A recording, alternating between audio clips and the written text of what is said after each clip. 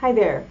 I'm often asked how and why does building new systems produce organizational change? This is a great question, and I think it's something that is often thought of and asked when people are starting on some sort of a new system. Hi, I'm April Callis-Birchmeier. I'm a certified change management professional and project management professional, and I love talking about organizational change.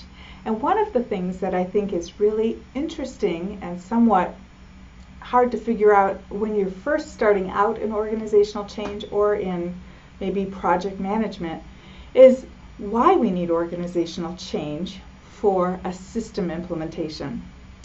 That's a great question, and I'm going to start by really defining organizational change.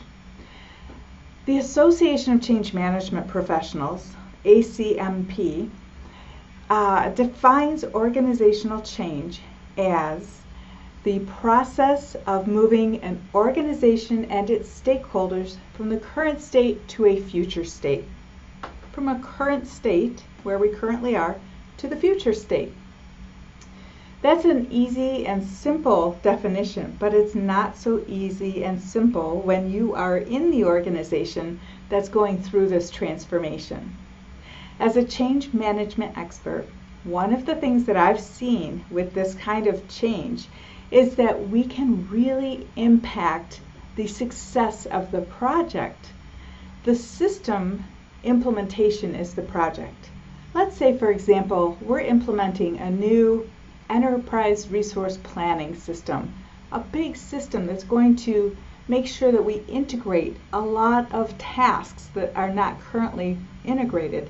So we know that we're going to have a change, right? Because currently people are doing things outside the system or in a number of different systems, but in the future state, in that future vision, we're going to do everything within the ERP system. Well, there's a lot of information that's needed, there's a lot of transition that's needed, and there's a lot of work that's needed to take people who are individuals, stakeholders, from that current state to move them over to the future state.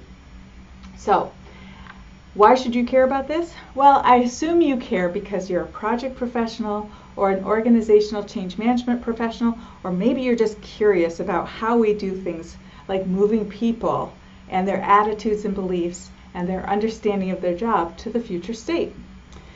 Well, I think a lot of it goes back to having to build that case for why we're doing this to begin with.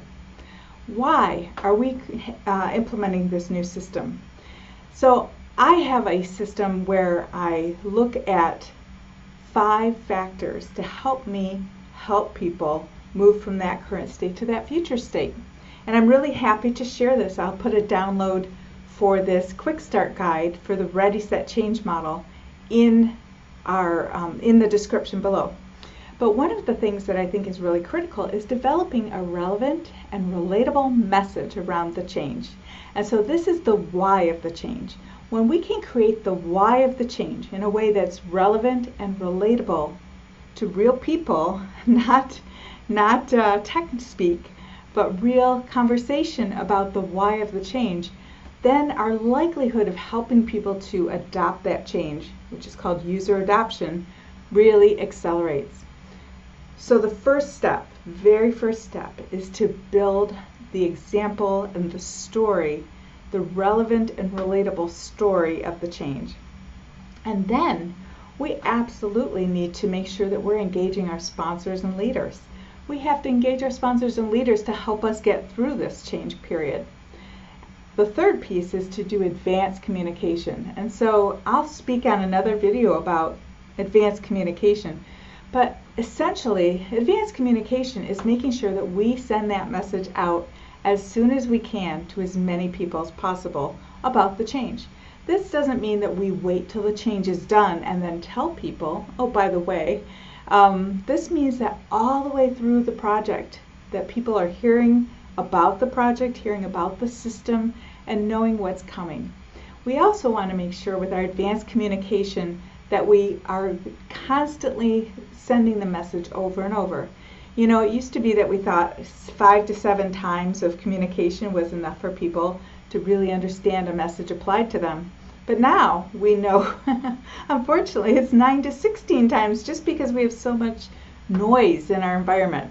Our email is full, social media is always going, so it's important to get that communication out early so that we can have enough iterations of the communication to make sure people know about this change.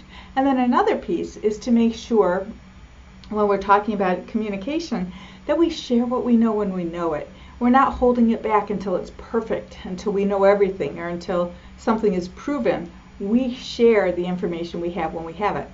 I also want to share what I'm hearing from my stakeholder groups and my end user groups back to the project. So if I don't have outgoing communication with some form of feedback loop, I don't have anything to share with the project.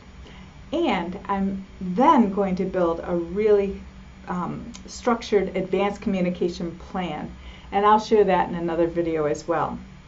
So once I've made sure that I'm advancing the idea of the change, I've given it a relevant and relatable story, my leaders are engaged, and then I'm communicating about it, I have to develop and support all of the training and process redesign and any other behavioral or operational or functional changes that need to be implemented in the organization, so that when we go live, we are prepared to keep going and sustain that change.